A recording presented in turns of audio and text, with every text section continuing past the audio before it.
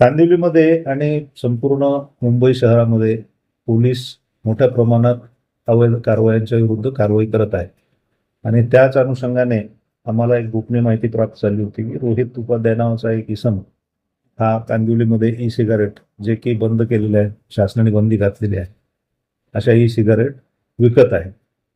त्याचा शोध घेऊन त्याला पकडला असतात त्याच्याकडे आम्हाला 131 ई सिगारेट मिळून आल्या आणि त्या सर्व प्रतिबंधित असल्यामुळे त्याच्यावर कारवाई केली.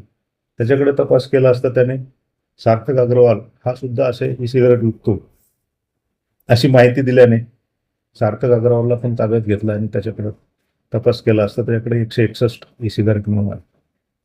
एकाच व्यक्तीकडे एवढ्या मोठ्या प्रमाणात ई सिगारेट मिळण्याची ही पहिलीच कारवाई आहे आणि कांदिवली पोलिसांनी एक चांगलं कामही केलेलं आहे. महाराष्ट्रामध्ये ई सिगारेट बॅन आहे. महाराष्ट्रामध्ये ई सिगारेट बॅन आहे कारण ई सिगारेटमध्ये वापरले जाणारे जे केमिकल्स असतात ते खूप हानिकारक असतात आणि त्या हेतूने शासनाने त्याच्यावर बंदी घातलेली आहे. ई सिगारेट जे मिळवतात ते बाहेरच्या देशातून आणलेले असतात सहसा आणि हे ई सिगारेट यांनी कुठून विकत घेतलेलं त्याचा तपास सुरू आहे. यामध्ये अजूनही आरोपी निष्पन्न होण्याची शक्यता आहे.